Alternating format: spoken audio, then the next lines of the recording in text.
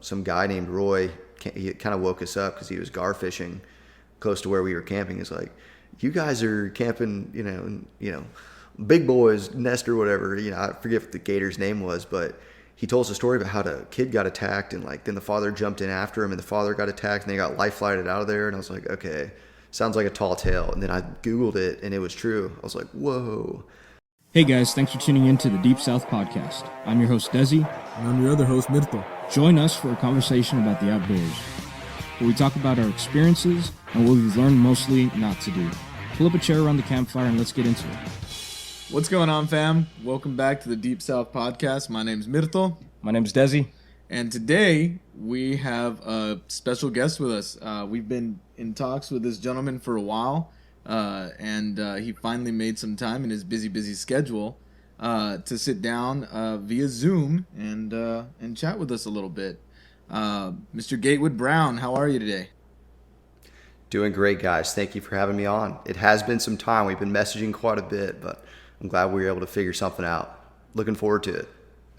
Yeah, for sure. And Gatewood, you got a couple things under your belt by now.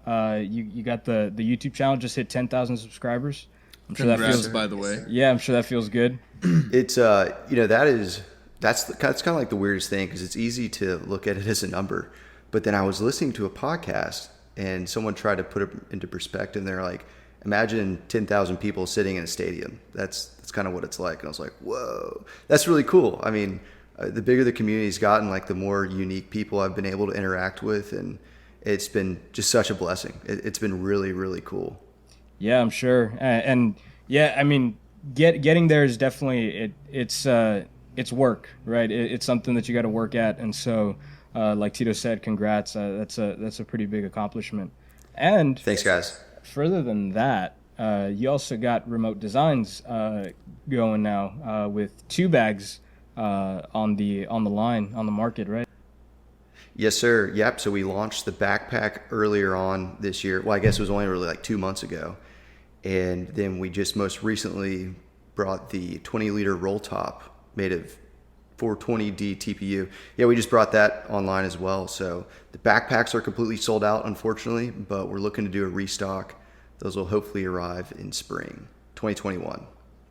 But the roll tops are still available in a really good offering. Yeah, for sure. And so for you guys listening, feel free to go out and check remotedesigns.com. Is it?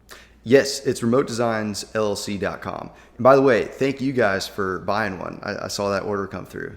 That was really cool. I appreciate that. Yeah, no, of course. Yeah, and thanks for sending it over as quickly as you did. For sure. We're really enjoying it, and we're actually going out in a little bit, and we're going to get to use it a little bit. Sweet. Sweet. Yeah. But yeah, so you guys listening, make sure you go and check out remotedesignsllc.com and see the stuff that they got available. And also check out Gatewood's YouTube channel. He's got some good stuff, some good content. For sure. All right, so just to kind of get into it, we're talking about remote designs and the bags and all that. So what kind of led you to want to even make those bags, or to even think about designing them? What led up to that? Yeah, it was really the comment section, which seems really basic, but it was kind of funny. So you would have these people that would comment and say, your dry bags cost more than your kayaks. And they weren't wrong. So that was kind of the genesis behind it. And for some reason, I've always been obsessed with dry bags. I think it's their functionality and just how many different places you can use them. And so I set off exploring, is it even feasible to get some manufactured, kind of go through the whole design process? What does that look like? And I know you mentioned that you were a small business owner, and so a lot goes into it. And so it was just one of those things where I had to really prepare myself to add that on to the plate of things I already had going on. And at the end of the day, it's been so rewarding and so worth it. Many late nights stuffing orders and, corresponding with people and picking colors. I never thought I'd look at a Pantone color chart, but now I have. And I think the best part has just been seeing people use them. So they'll tag the backpack on Instagram, and I've seen it literally all over the place, all over the U.S. And it makes me want to go to those places too. But that was really genesis. So we do a lot of kayak camping on my channel, and dry bags are pivotal. If you don't have it in a dry bag, it will get wet and it'll get very saturated. And sometimes with some dry bags, even if your stuff is in there, it'll still get wet just because of a closure failure or something else. And that is worst case scenario, especially when you're out in the middle of nowhere and you just need a good night's rest and a good place to set up camp. So yeah, I mean, backpacks also really drew my attention just because you can use a backpack off the river. Like I'll take it traveling, hiking, and all sorts of things. But it's been a cool process. I will say that. Yeah, it's been fun. Yeah, for sure.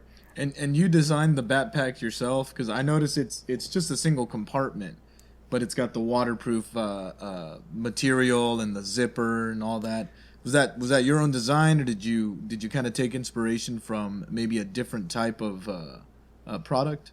Definitely. So I definitely took inspiration. So I purchased a Yeti backpack and a Fish Pond USA backpack. And this was before I ever had the idea to do a dry bag backpack. And I kind of took what both of them excelled at and wanted to fuse them into an offering that was, made economic sense for somebody to pull the trigger, because at the price point some of these other bags are at it's pretty steep. You get an absolutely killer product, and I still use those backpacks by the other companies, but I knew there was a lot of people that wanted one but just couldn't justify it, because that's a lot of money to spend on a hobby, and I know all of our budgets are already pretty thin as it is. So yeah, I took inspiration. Yeah, and Yeti alone is really that thing's expensive. I mean, it's bomb-proof. Anything, Yeti makes some great stuff. But yeah, yep. So took some of those, and then I wanted a front pocket, because I always have like phone, wallet, keys. I like to keep those in a separate compartment so they don't get lost within a bag. And so having that front waterproof zipper as well was another feature I wanted to keep in there. Yeah. No, and definitely it's a good design, a very functional design. Cool. Thanks, guys. Yeah. A couple episodes ago, we were telling a story about when I went kayaking, and I actually had the backpack on me, and Sweet. And I actually ended up flipping my kayak. This was a completely unplanned kayaking trip. There was no plans to do it at all. So inside the backpack was like my iPad, mine and my wife's phones, those kinds of things. Wow. And I flipped my kayak, and thankfully my wife was able to pick it up, and everything was dry. So it did its job. Sweet. That's what we like to hear. Yeah. So it works really, really well. Yeah, it does what it needs to do. Where were you guys kayaking at? We were at the Guadalupe River in Victoria, Sweet. Texas. Yeah. Nice. I've never done that stretch, but I've heard good things. Yeah. So we were talking to a couple people about that trip a couple episodes ago, and so yeah, it was a good time. For sure. Yeah. I mean, I wouldn't know. I wasn't there, but the story sounds good. Yeah. Yeah. Yeah, and also it sounds like it's par for the course. If you go kayaking, you're probably going to flip, or at least one person in your group's going to flip multiple times. Yeah, and it's usually me too. Right. So kind of moving on from that, and speaking about kayaking, and talking about the dry bags. I know before we started the episode, we were kind of talking about this a little bit. But maybe you can let us know again what kind of made you or gave you the desire to even start kayaking? Like, what made you say, hey, that's something I want to do? Yeah, definitely. Like a lot of our hobbies as adults, you can kind of thank your parents. So they sent me and my siblings to a summer camp in North Carolina, and it was more of a mountaineering, outdoor-based camp. And so they did a great job of getting you in canoes, going paddling, or mountain biking, or sailing, or hiking or climbing. I mean, literally all of the outdoor sports that they love to do up in North Carolina. And as a child, you get exposed to them. And you don't have any electronics out there, so there's one thing to do, and that's participate in sport or get forced to participate in the sports by the counselors. Yeah. So I kind of picked up paddling. I spent one full summer just absorbing it all in, and the camp did a really cool thing. So they teach you your strokes, and they put you with a buddy. And once you've kind of mastered flat water and can show that you can guide a canoe, they take you out onto the rivers. And they'll even take you out on 3-day trips. So that way you're packing your tents, sleeping bags, food, all of that kind of into the backcountry. And then you set up camp for a couple days. And I just remember that being one of my favorite trips that we did. And we did a bunch of really cool stuff, from backpacking to bike packing to just one night overnights with our tents and buddies. Nice. But I don't know, I just thought it was so cool. And of course, like a lot of things, you kind of grow up, and I took a hiatus from paddling from middle school until I was an adult, post college. And I had done a bunch of triathlons. I'd kind of checked off my bucket list some things that I wanted to do as far as like endurance racing goes. And it was kind of like, all right, what next? Yeah. Like it's time to not really like push your body to its limits and just enjoy the outdoors instead of just going through sufferfests. Yeah. And so I picked up a kayak off Craigslist and just started going paddling. Nice. And loved it. I loved it. And so my brother was living, or still lives, in Austin, Texas. And he had his little sun dolphin, which you guys, if you watch any of the videos, you've seen him paddle around. And he makes that thing look like a whitewater boat. It's impressive. So he was bragging about how he had the sun dolphin out in Austin. He was doing some rapids in it. And I was like, oh, I want to get a kayak. Like, I remember loving to paddle at camp. And so I went and picked up the kayak and just started paddling around. Nice. Bennett, at the time, my brother, he wasn't doing camping. He was just doing paddling. Okay. But I saw some people on YouTube that were kayak camping. I was like, that looks pretty rad. Yeah. Why don't we give that a go? We love to paddle, and we have some cool places to go here in Texas. So combine the two, spend a ton of money getting gear. As you do. And then we chose a route and just had a miserable first experience like everybody does. Yeah, for sure. So it was great. That was kind of how I got reconnected with paddling. See, and that's what they call type 2 fun. Yeah. It's miserable when you're doing it, but then you look back on it and you're like, man, I can't wait to get back out there. Yeah. Oh, totally. Yeah. I mean, we still joke about this first trip that was kind of a disaster because we planned way too much mileage, and the river had so little water in it. We didn't know how to judge flow rate or mileage. And, it was our first time, so we weren't like strong, if that makes sense. Yeah. As far as paddling goes. And we still talk about our buddies yelling at each other during that trip. Everybody's exhausted. And having a great time though. Yeah. I mean, one guy still has not come back kayak camping from that first trip. Oh man. He said he will. Yeah, maybe one day. Hopefully. Yeah, exactly. And so kind of like to transition over a little bit. You mentioned having the first time you guys went on. It was just kind of this miserable time. But you continue to do it, right? Yeah. And so why? Like, why would you continue if maybe that first time wasn't the most fun experience, I guess? Right. Yeah, it was miserably fun. So, looking back on the trip, I was blown away almost the entire time because very unique to Texas is that we don't have much public land. And this was the first time that I had gone somewhere in the wilderness and not seen just hordes of other people around. And I loved it. It reminded me of going out west and just being able to disappear on a road, or going east and getting lost in the big national forests like in North Carolina. And so it was just spectacular. And so this first trip was on the Medina River, and I talk about it often in my videos on the channel, just as it's a great example of lessons learned. Yeah. So I just got hooked. I mean, we didn't sleep. We paddled way too many miles, and we had bumps and bruises and scrapes, and we froze. We didn't bring the right equipment, but I was hooked. And I know a lot of my buddies have become hooked, and we've gotten our trips more and more refined. And so it just keeps getting more and more fun. But like, stuff goes wrong every trip. Yeah, for sure. You don't really see that aspect all the time on YouTube, just because you edit and you kind of cut some of the fat and just we try to do our best to show the full story, but there are certain things that you just don't capture on camera. Yeah. And being out there, you don't quite understand. Yeah. But yeah, I mean, why are you guys wanting to go again, right? It's because it's fun, and there's few places in Texas that you can go find that untouched beauty. Yeah, for sure. For sure. Well, so we're gonna stop right there real quick to hear a word from our sponsors. Yes, we have a sponsor. We do, yeah. Congrats, guys. David, Yeah, right? David's sponsoring this? Apparently, yeah. David is our second sponsor, our camera guy. No, but yeah, we'll be right back, guys. Thank you guys so much for listening, and we'll be right back. See you guys in a bit. Hey guys, just to interject real quick and tell you guys about our sponsor, Anchor. Yeah, we've been using Anchor, well, since we got started with this, and we love it. It's free, and you get everything you need in one place. Yeah, for sure.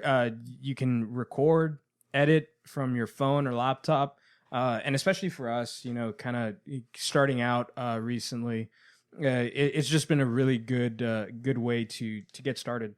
Makes it very easy, very simple. It's just all around great app. Oh, yeah. And, I mean, Anchor helps you out so much. They're your first sponsor. And, I mean, you get paid with no minimum listenership.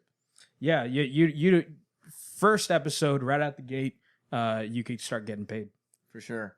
And they even help you put the podcast on, you know, Spotify, Apple Podcasts, and, you know, whatever other, you know, places you're listening to podcasts on. I'm sure they go as far as that. So. Yeah, it's just this great place where everything's kind of all in this one easy to use app. I feel like you're spreading a little too thick there. It's a great app. Download it now or go to anchor.fm to get started. And welcome back. Thank you to all those amazing sponsors, all one of you. But seriously, thank you, Anchor, for sponsoring. We really appreciate it. But enough of that. Yep. Let's get back to Mr. Gatewood here. Yes, sir.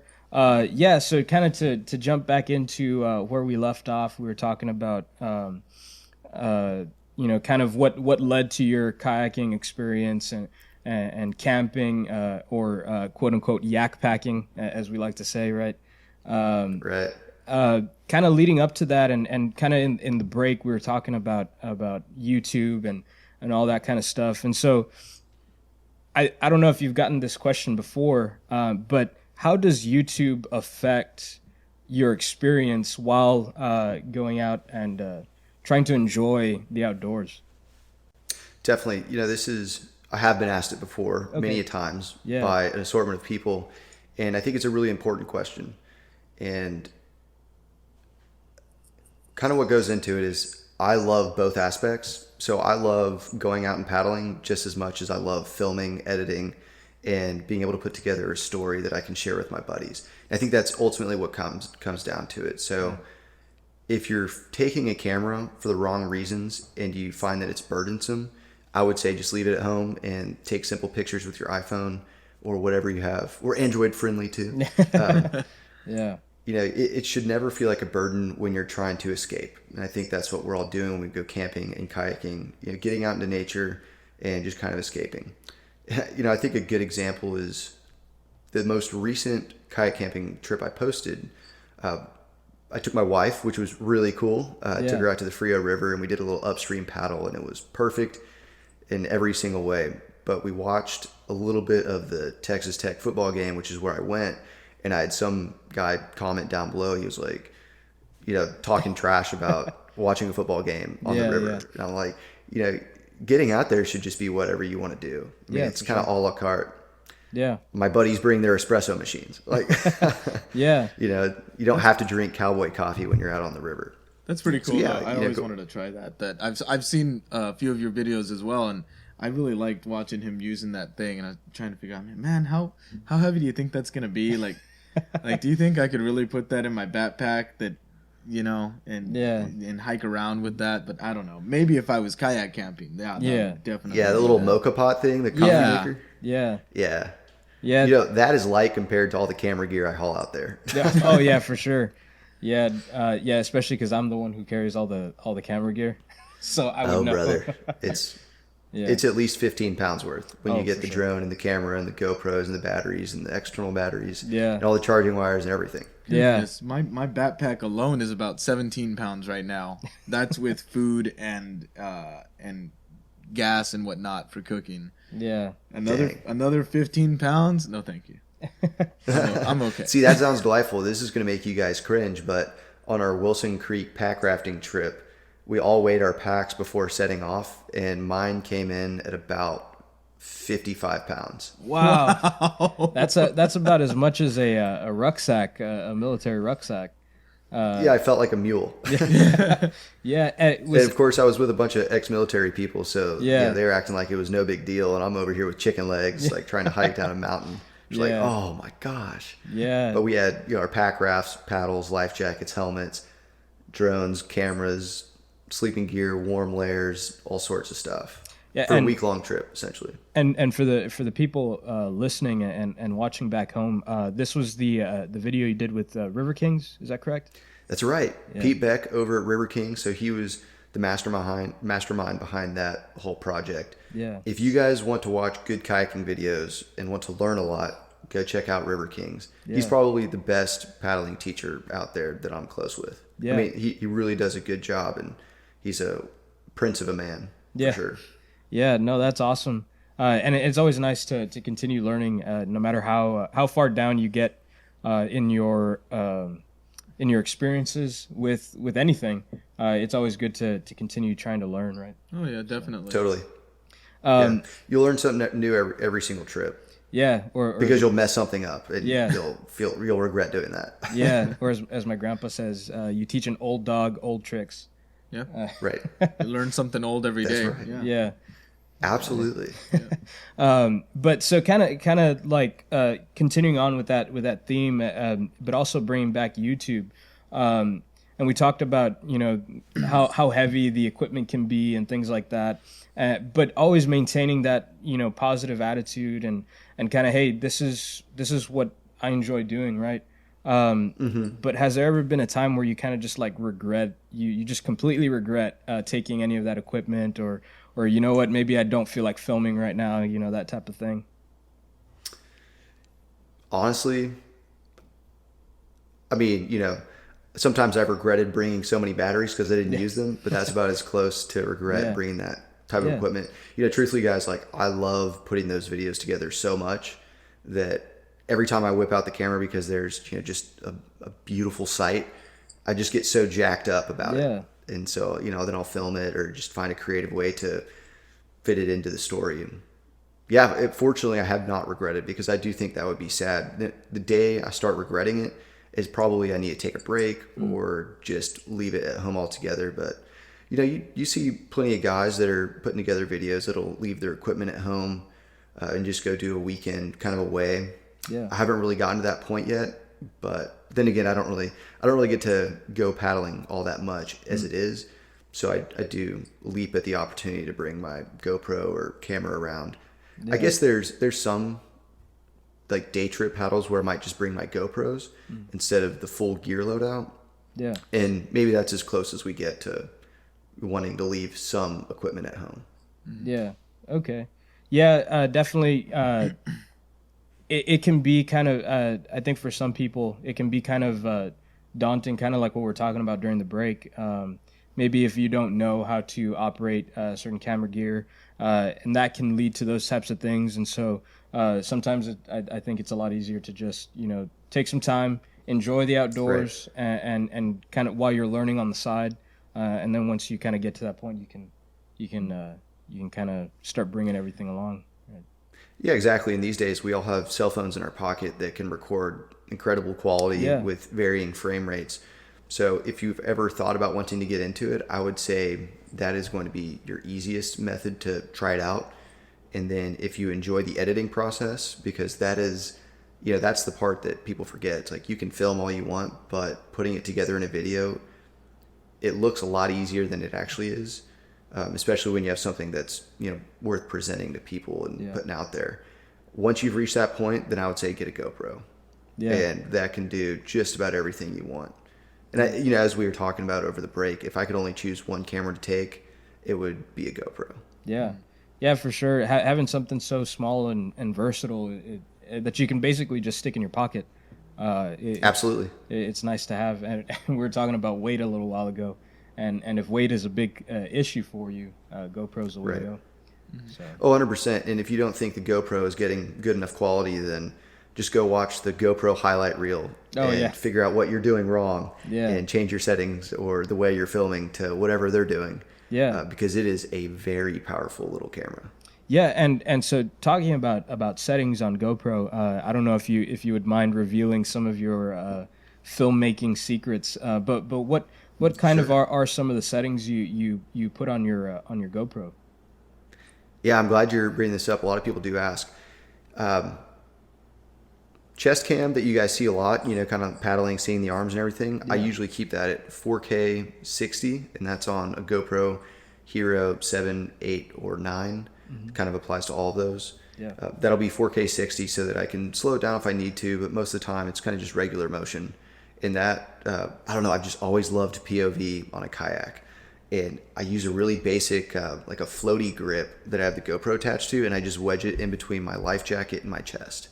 Real simple rig, but allows me to kind of rip it out and put it in the pocket whenever I'm about to go through a cool section. I'll take it out and then kind of install it. And then for the back-facing camera, I'll use another GoPro, and I'll put that one on 1080p, 240 frames a second. Wow. And I just love the look of super slow motion. When you're going through a big rapid and you see the water kind of suspended in air, it gets me going. It's really cool.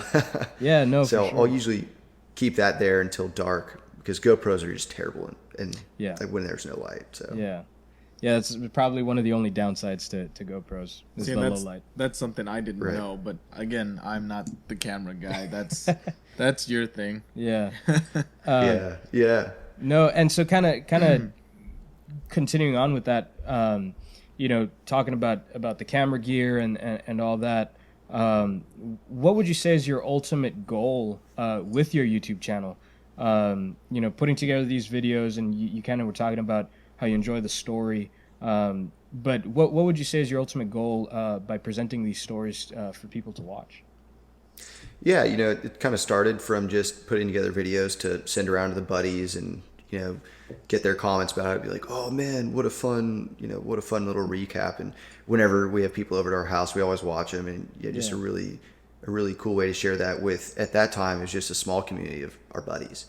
And now that and I still don't know why, but now that there's a bunch of people watching the videos, it's just that much cooler to be able to interact with them in the comment section mainly. Unless you're a troll, I respond to literally every comment. So. Yeah. Don't troll and you get a comment back. Yeah. But the ultimate goal, there really isn't one. It's just something I do as a hobby. I do it for fun. I really enjoy the current job that I'm in, and so there's absolutely no plans to try to pursue and make it full time. You just got to keep a balance. Yeah. And balancing a marriage and a job and other hobbies and YouTube and kayaking, I'm trying to be intentional about each one of those categories and just make sure I prioritize them correctly, because I don't even have kids yet and I'm a busy guy. I can't imagine guys with kids trying to juggle everything. I mean, that's props to you all.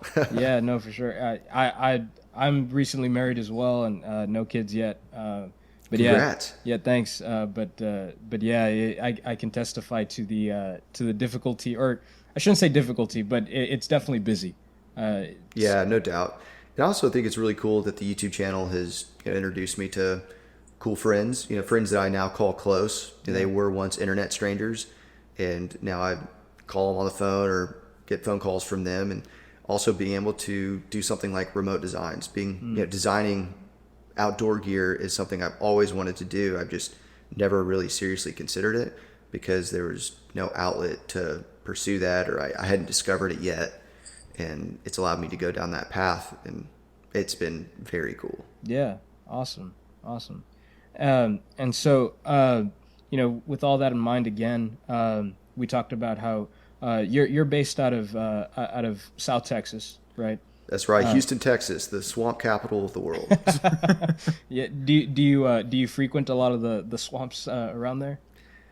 I do. So there's this one place I like to go. It's Lake Charlotte. over in Wallaceville. It's about 35 minutes east of downtown. Okay. And that's probably my favorite place to go paddle. It's flooded timber. You guys, if you've tuned into the channel, you've seen me kayak around the cypress trees. And we've done a kayak camping trip out there. Didn't realize it, but we camped in a gator nest. Oh, man. The gator was so big it actually had a name. Some guy named Roy, he kind of woke us up because he was gar fishing close to where we were camping. He's like, "You guys are camping, big boys nest or whatever." I forget what the gator's name was, but he told us a story about how the kid got attacked, and then the father jumped in after him, and the father got attacked, and they got life flighted out of there. And I was like, okay. Man. Sounds like a tall tale. And then I Googled it, and it was true. I was like, whoa, that was sketchy. Yeah. But generally speaking, with gators, if you aren't messing with them and it's not mating season or nesting season, then you won't really get messed with. They'll kind of just scurry away. But my favorite place to go, as you guys know, is the Texas Hill Country. It is pristine out there. It is amazing. Beautiful, beautiful scenery. Yeah, no, definitely. Yeah, it's beautiful. West Texas is just a beautiful place. For anybody looking for a good place to go, West Texas is a good place. Check flow rates though, because there usually is no water. Yeah. That's actually one thing I have to do often in the comments is I'll get somebody from, I don't know, we'll say Arkansas, a place where they always have water. They're like, I'm gonna go on a trip there in a month, and I'm like, hold on, pump the brakes. Yeah. There's probably not going to be any water. Wait for some good consistent rain, and then check flow rates, then go. Yeah, and so speaking about flow rates, what are maybe some tools that you use to check flow rates and to check for the proper conditions when preparing for a trip? Definitely. So the first and easiest tool you can use is the USGS website, and what you'll do is just Google that river and then type flow rate after it. So we'll say Guadalupe River flow rate, and then it'll bring up all the different gauges. So you might have a gauge in Comfort, Sisterdale, Spring Branch, Below Canyon Lake, New Braunfels, Green, and you will check the section that you want to go paddle and see if it's adequate. The only way to know if that number is adequate is if you've gone and paddled it before, or if you've kind of checked forums or watched videos and done a little bit of research to see what is that optimal flow rate. And then once you have a better handle on it, you know when the right time to go is and when the right time to just hold back and choose another river. So that's so important. That is what will govern where I go. And this is really backwards and probably going to throw people for a loop, but I don't choose the river I'm going to paddle that particular weekend until probably 3 days before. Wow. So I'll choose a weekend and then I'll choose the river just based on conditions. Wow. Okay. So you kind of tailor your entire trip right up until 3 days before you even go out. So it's but I would assume that you kind of have a lot of your stuff already kind of down where you kind of know what you need to take already. Yeah, exactly. Every river, your gear doesn't really change per the river. Maybe it does 10% of your gear, 5% of your gear, but for the most part, a river in East Texas is going to allow you to pack heavier. A river in the hill country, you're going to have to pack a little lighter because there's not as much water. So then you just don't take as many luxuries. Yeah. But you choose the river, and then I always map out my section on Google Earth, and I will use the historical imagery tool to just relate flow rates. Yeah, another nugget. If you are looking at flow rates and you don't know if 50 CFS is good or bad, go into Google Earth, check the historical imagery, and it'll tell you the exact date that image was taken. And you can tell the river will change in flow just based on that aerial photo. Wow. You can then take that date and plug it into the USGS website to see what the flow was at that certain date. Wow. Okay. And so you can be like, oh, there are no dry spots in this section. It looks pretty full. And that was in November 15th of 2016. I'm going to go into the USGS and see what the flow rate was. Oh, it was 60. Well, I'm looking at doing it at 50, so I'm probably good. Wow. Okay. So that's good to know. Yeah, I would not have thought of to do that at all. Yeah, it's a lot of work. You got to want it. Yeah.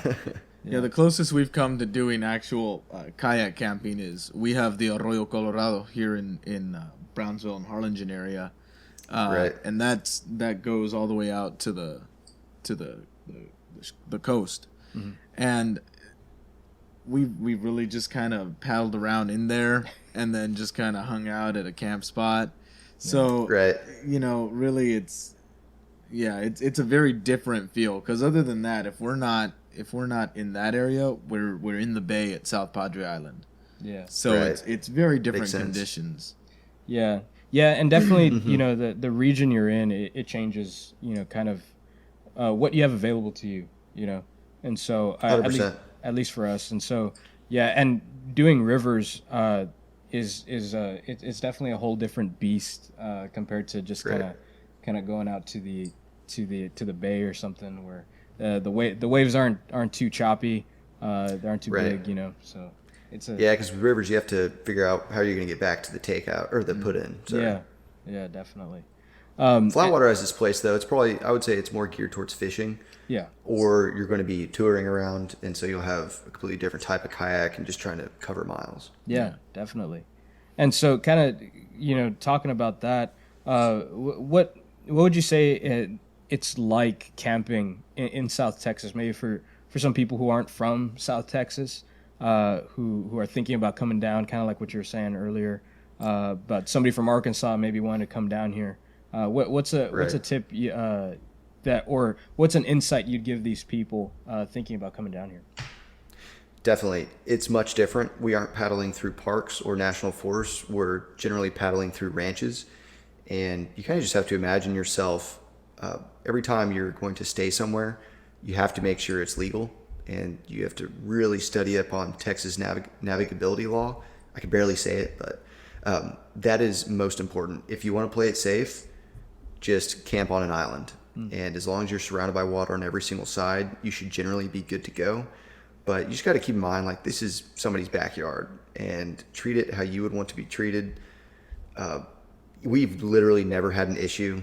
We've had landowners on the opposite side of the river, drive by, and some are nice, some aren't. But as long as you're generally speaking, you got to follow the laws, and you won't have an issue. Yeah. We also have a lot of burn ban issues in Texas, so that is another thing that goes into where are we going to go paddle. We want to make sure there are no burn bans, because we love to grill out, and that's half the fun of camping is having a big old fire and just telling stories with your buddies. Yeah, for sure. Yeah. Kind of especially after a long paddle, you kind of, or in our case, a long hike, you want to be able to have a nice fire to just kind of sit around and relax, right? Absolutely. I mean, that's paramount. Yeah. Also, if you're coming from out of state, bring your hiking shoes, because you're going to be walking a lot. Oh, yeah. Yes. Oh yeah. Yeah, for sure.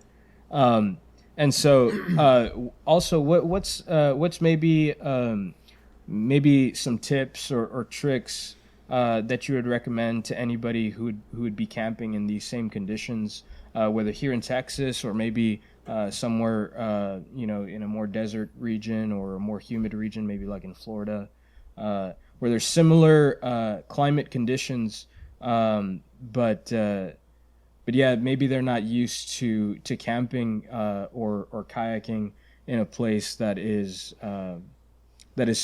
so hot and humid. Sure. I think what that's going to come down to is just plan your trip to be a lot shorter than you think you should do. The mileage that you see some of these guys cover on YouTube might be 4 times what you should do. Generally speaking, we try to do no more than a mile an hour in our planning, because we'll have certain points where we're going to go a lot faster than that. And then, we're going to stop to make coffee, or we're going to stop to make a meal.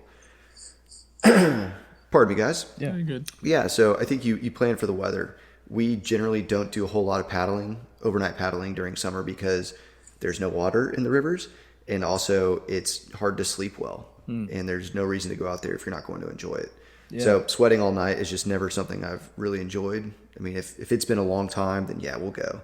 I've gone plenty of times during summer, but yeah, you really have to watch it. Also, pick a river that is clean and clear so that you can take frequent cool-off breaks.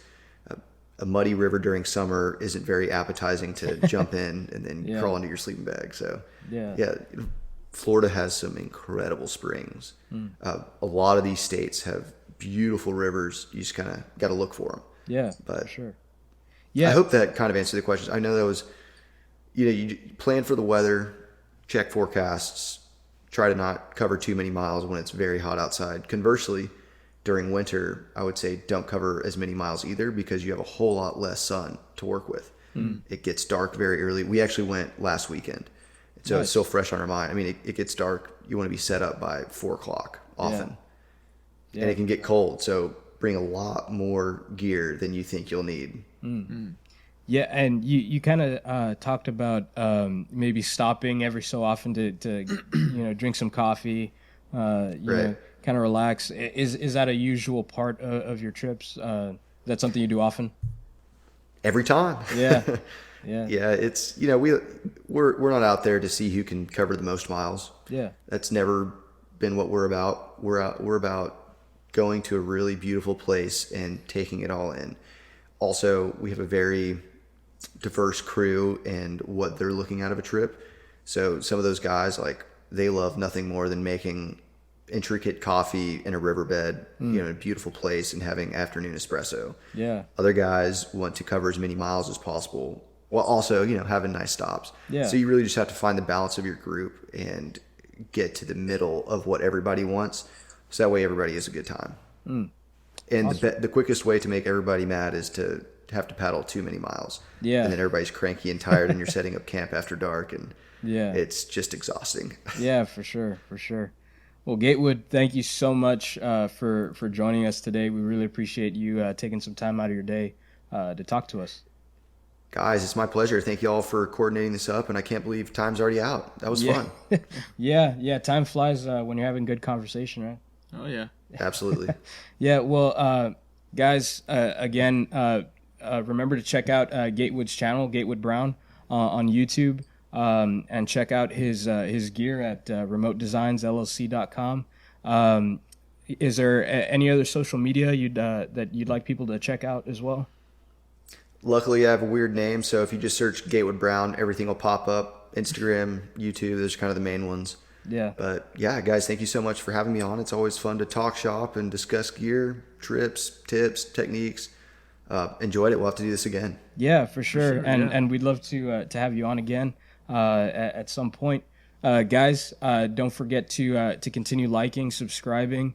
Go ahead and feel free to comment on maybe some tips that you guys have for kayak camping and things like that over on our Instagram and our Facebook at GetOutside19. And until then, we'll catch you guys next time. And don't forget, Get outside, guys. Awesome. We'll see you guys I later. remembered. Yeah. we forgot to soft pitch, but oh well. Yeah.